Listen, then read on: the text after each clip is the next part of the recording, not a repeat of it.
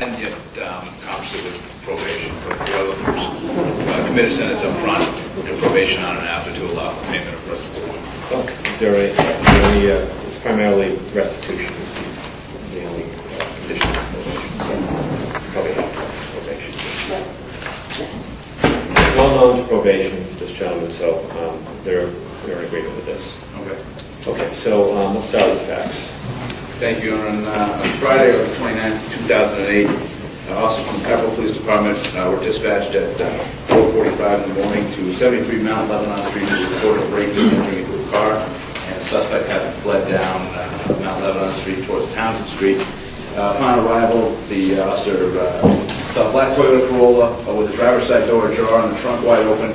It was a vehicle that the homeowners had reported that they'd seen somebody going through their car. There was also a black Dodge Dakota with the passenger door wide open. There was a third car in the driveway, but the doors in that car were locked and it had not been broken into. Margaret Ricker stated that she had awoken to the sound of somebody rummaging through her car, which was parked just below her second floor bedroom window.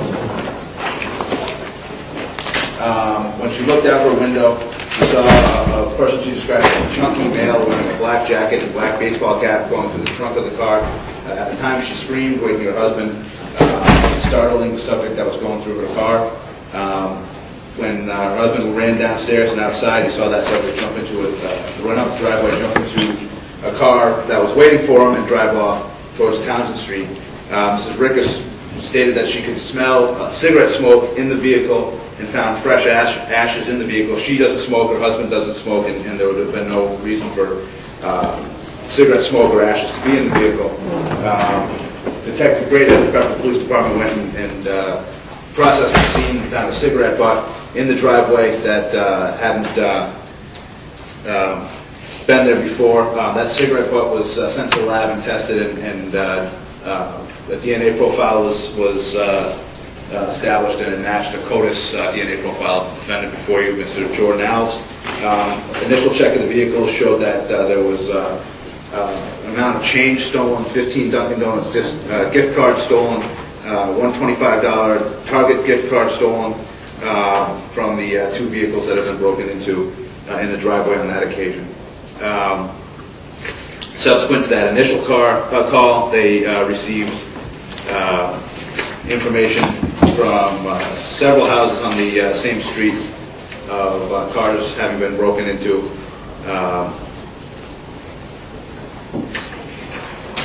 Just trying to get the right report here.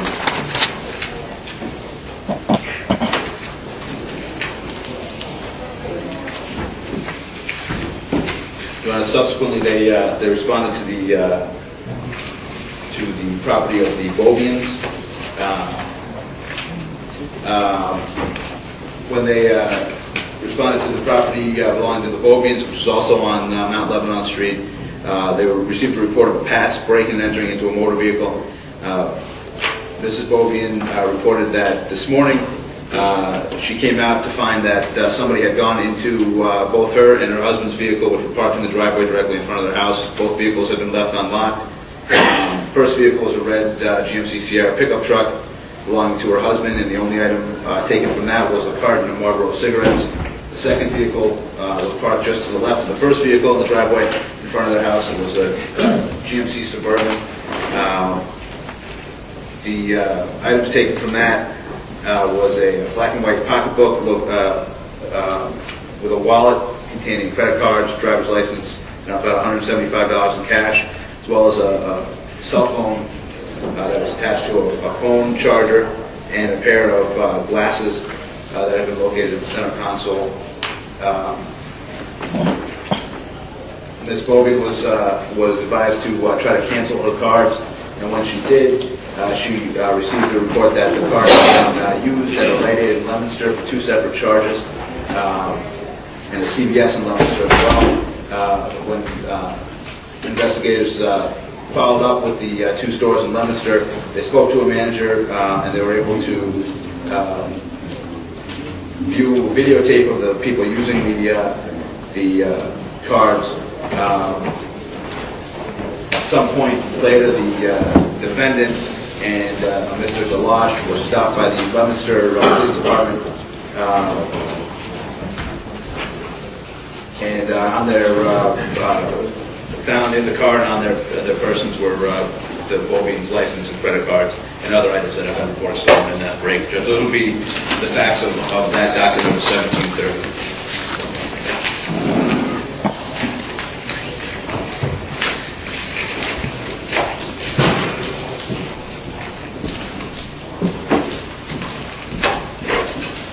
That's just, I see counts on that complaint, count 5, 6, 7, 8, 9, 10, 11, 12, 13, 14, 19, and 20 are dismissed, all right? That's correct. Dennis motion, Connell's motion against that, that's just the count 1, 2, because I was following along, 1, 2, 3, 4, 15, 16, 17, and 18. That's correct, Your Honor.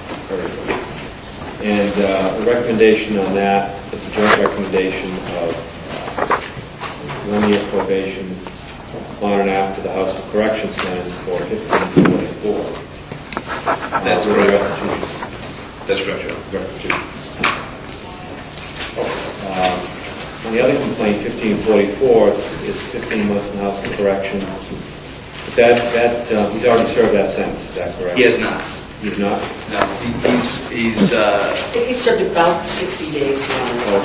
Okay. he has some credit coming to him, but he hasn't served that sentence.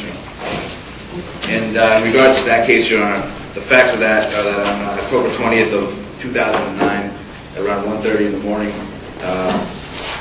officers received a report of somebody having entered the car at the driveway of 24 Mount Lebanon Street, and that the person accidentally hit the horn in the car, which alerted the owners to the fact that somebody was in their car. That person fled the scene on foot in an unknown direction. Officers went to Mount Lebanon Street and searched the area. Shortly after searching the area, they received another call from the reporting party stating that the same person had just run across their backyard into the street. Officers began searching the area and observed the defendant, Jordan Alves, who appeared to be walking in the tree line.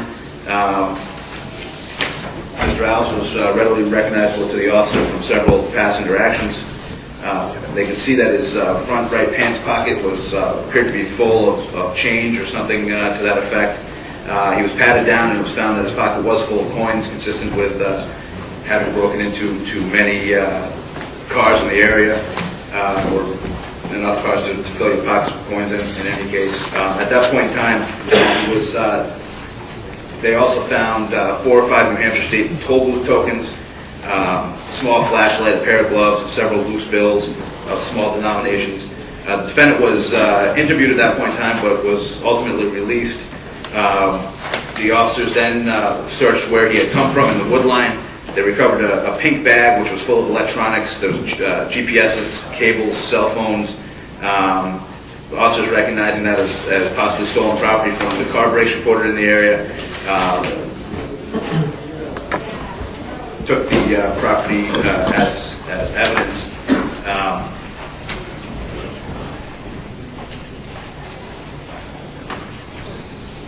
They checked one of the cell phones and called a number listed as home. They spoke to a female party, Margaret Kangas of 6 Celestial Way, and advised her that they had found her phone and would like to take a look at some other items. She agreed to take a look at the items. When they came and brought the pink tote bag that the items were in, she immediately recognized the bag as her choir bag. She stated that it was inside of her car, which had been inside of her garage. She then showed them her 2005 Honda Accord. She and her husband looked at the items in the bag and identified a cell phone, a TomTom GPS as coming from Margaret Kangas' car, and then a Magellan Roadmate GPS coming from Howard Kangas' car, which is a 2001 Ford Escape. Officers then located and arrested the defendant, Mr. Alves. They found that both cars were in that Margaret Kangas' car was in the garage and unlocked, and that the garage door was opened, that Howard Kangas' car was in the driveway and unlocked. Officers were able to have several other parties identify various other items as having been stolen from their car. They spoke to a Timothy Blood, who reported that, just a moment, please, Your Honor.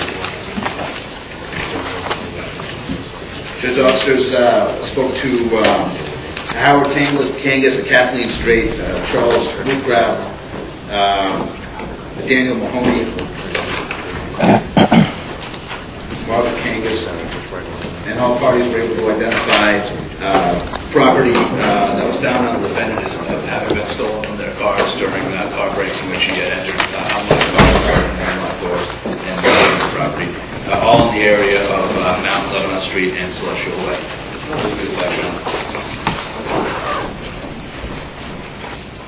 Well, let me ask, is this an agreement in laws of protection? Is this an agreement in laws of protection, or is this something you worked out? Look at his record, 15 months.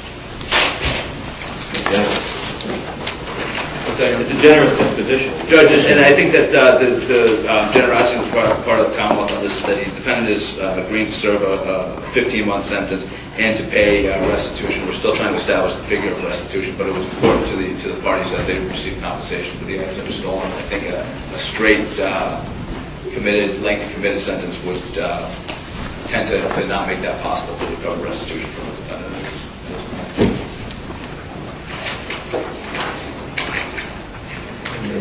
Tell me about your client. Your Honor, Mr. Alves has had some issues, mostly regarding some heroin addiction. He has, since these issues have come to light, he has been clean, and he wants to pay restitution to the people that were involved in this. He will serve his sentence. Again, he has some time under his belt already, about 60 days. His family is here. They're committed to him. They want to help and support him. He is committed to staying clean. He's been sober about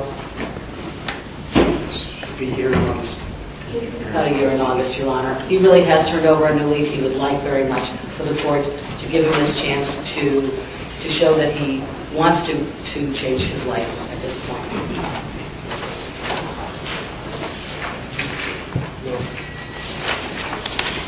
Okay, I'll accept the 15 months in the house. I think it's on the lenient side, given that he's got his family here and he's been sober for a while. He's making some efforts. Give him some credit for that. Thank you, Your Honor. It is I would say on the lenient side for the sentence for offenses of this sort, given the record. But within range, I think, of what I can tolerate. We thank you, Your Honor. Thank you. Okay, so on counts 1544, counts 1, 2, 3, 5, 7, and 9, it will be 15 months in the house of correction with credit for time served. Counts 4, 6, and 10 are dismissed. Commonwealth's motion to pass the Senate. All right, sir. Now you heard everything the prosecutor said. Yes, I did. Is that what happened? Yes, it is. Okay. Now, what is your age, sir? 30. And your education? Liberty College. All right. Were you employed prior to your troubles in these cases? Or? Yeah. What kind of work did you do? Carpentry. Have you had any drugs or alcohol or medication in the past 24 hours? Any history of mental illness?